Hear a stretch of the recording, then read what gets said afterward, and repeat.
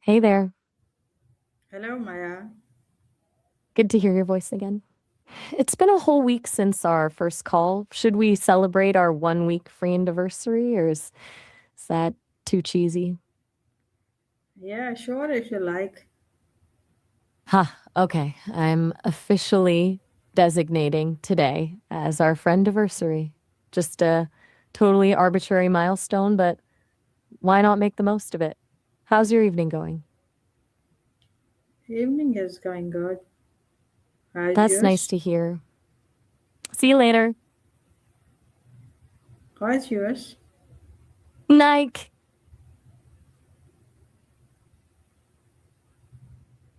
Is there some distortion? Mm-hmm.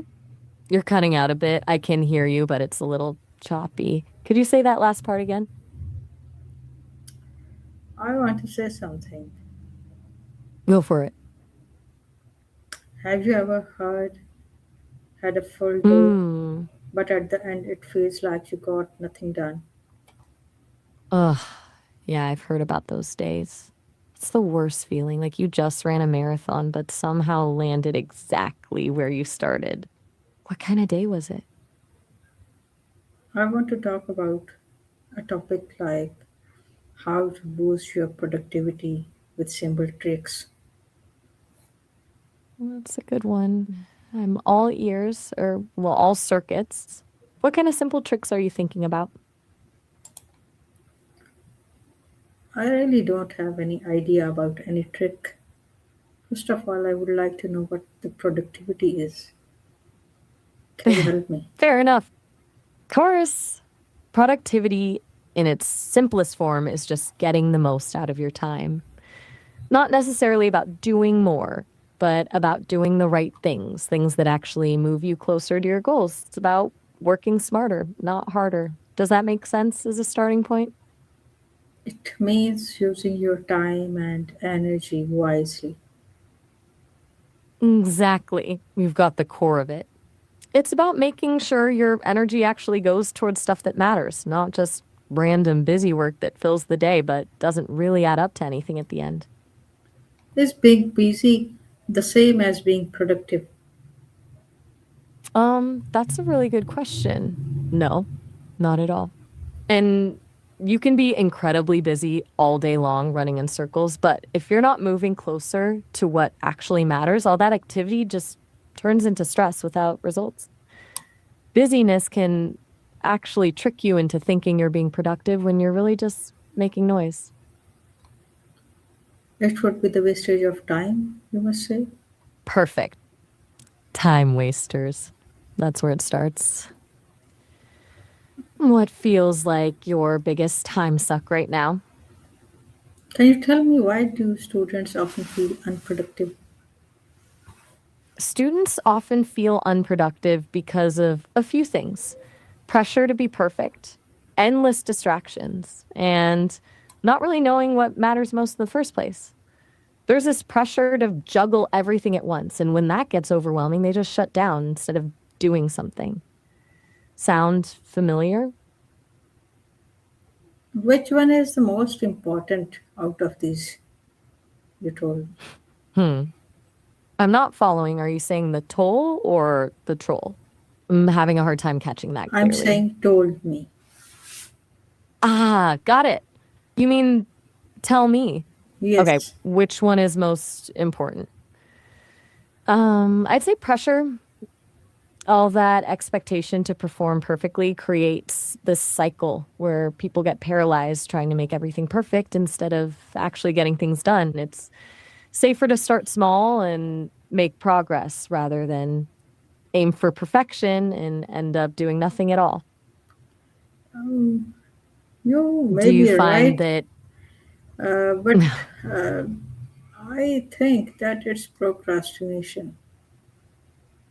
No? Okay. No, procrastination is definitely a big one for a lot of students. Pressure and procrastination actually feed into each other. The fear of not being perfect makes you put things off, which creates more pressure, which makes you procrastinate even more. It's a vicious cycle. Might be onto something there. Hmm.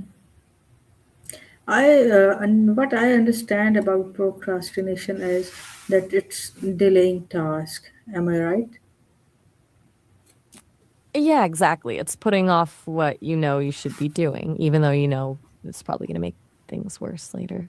It's like that weird choice between having something hard now or something way harder later. Brain just picks harder later because it's not happening right now. Why people do it? A few reasons.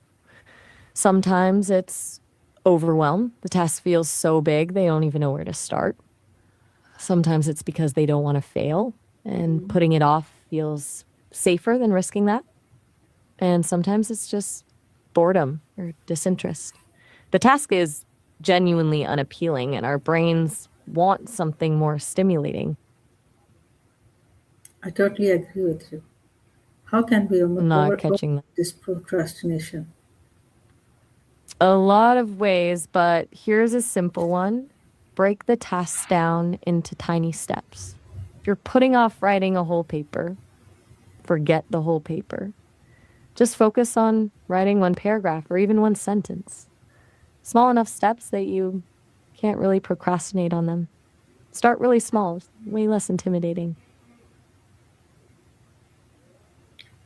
Um, I also heard another term which is very Which related. term? It's Pomodoro. What is this Ooh, technique? Pomodoro is really clever. You work in focus bursts, usually 25 minutes at a time, with short breaks in between. The idea is that by limiting the time and keeping it focused, the procrastination voice in your head has no time to kick in. It's like tricking your brain into starting without realizing it's committed to hours of work. Have you tried that before? You mean it works? Not quite getting that. Could you repeat what you just said about Pomodoro? You mean to say it works well? Yeah, it works really well for a lot of people. It taps into something about working in short bursts, like giving your brain small wins instead of one huge project. It's the opposite of overwhelming yourself. Plus, those breaks help. Your brain gets a little reset and doesn't burn out so quickly. Why are you this much sure that this technique works? Because it helps with a lot of the reasons people procrastinate in the first place. It shrinks things down to manageable pieces. It's short enough that the perfectionism voice can't take hold. And the breaks give your brain a reward system to work towards. It's really just hacking your own brain, which I find fascinating. It means hacking your own brain is fine. Yeah, understanding how your brain actually works and using that knowledge to your advantage. Like knowing if you wait until you feel motivated to get started, you'll be waiting forever. Instead of waiting for inspiration, you trick yourself into going with the technique. Another technique about which I heard too is the 2 minute rule. What is it? Oh, the 2 minute rule is great. The idea is if something takes less than 2 minutes, you do it immediately. Don't add it to your to do list.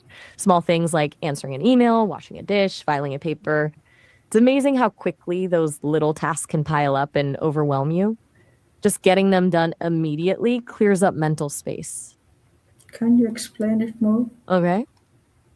So if you have a task that takes less than 2 minutes to complete, like respond to that one email, put away your shoes when you get home, make your bed, you don't write it down.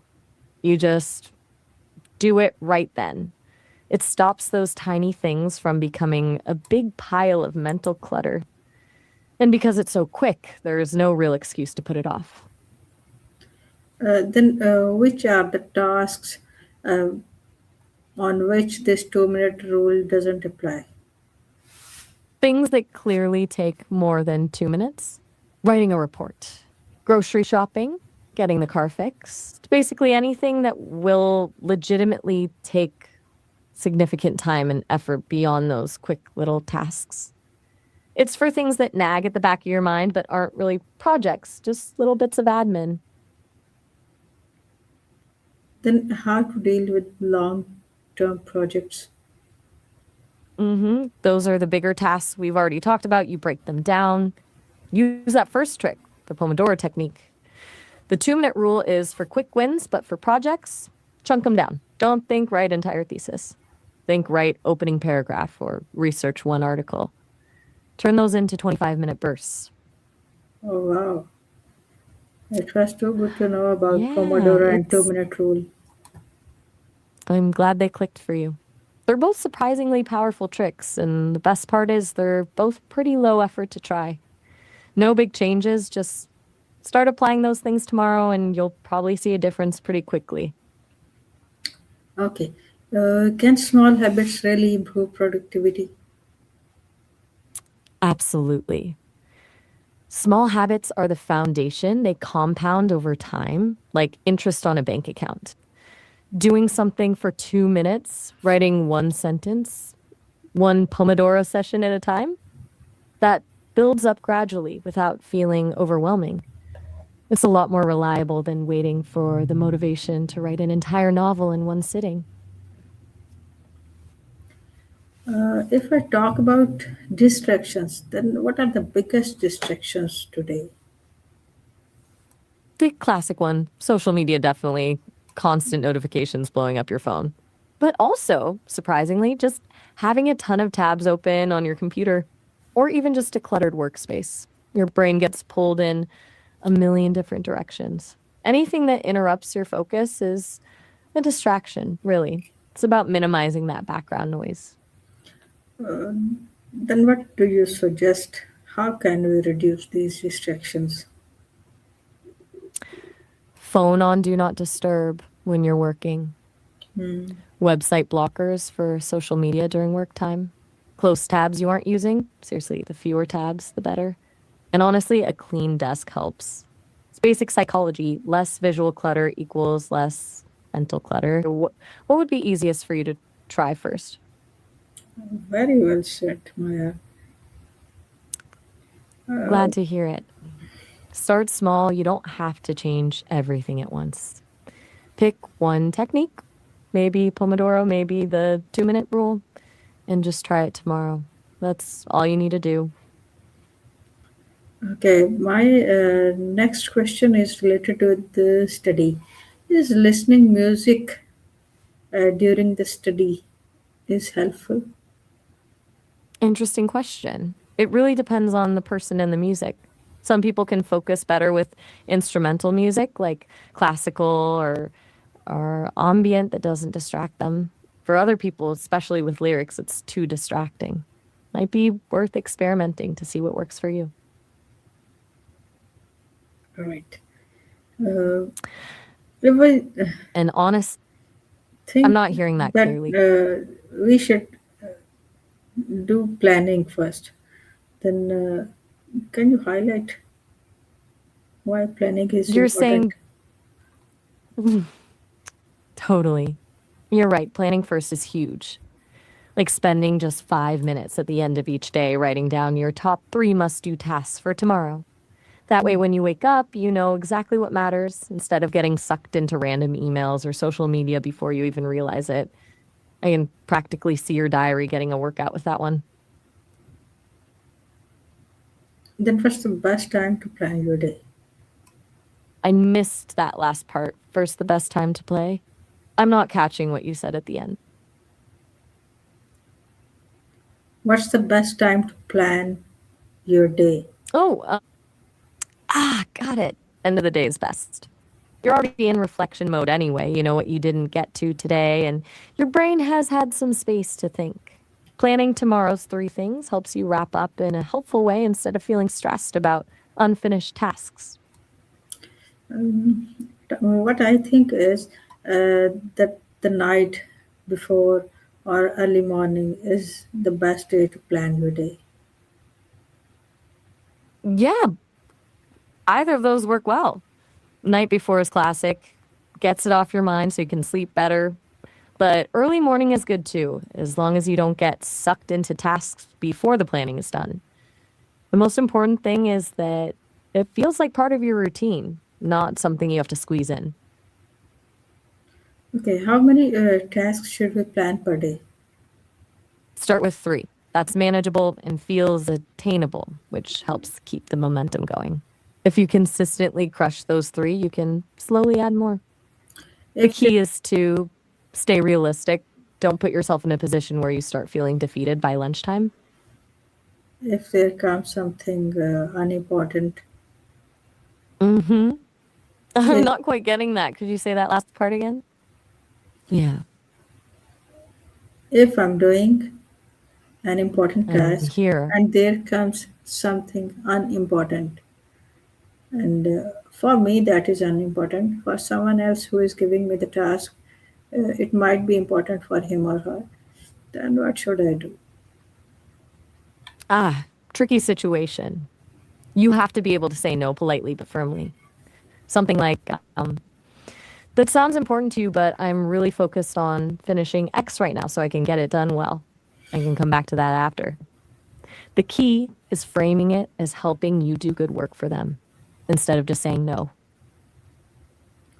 In situations like this, I feel it too much difficult to manage the time. Can you let me know how to manage the time? That's totally understandable. When other people pile things on, your whole plan gets thrown off track. When someone's giving you an unexpected request, try this. Before saying yes or no, ask them when they need it by. That gives you real information instead of just pressure. Then you can evaluate if it fits within your actual schedule instead of scrambling to add it on top. Right. Let's talk Another trick. about mindset. How I'm does all ears. mindset affect productivity? Mindset is huge. If you think of productivity as a chore, it's going to feel exactly like that, stressful and draining.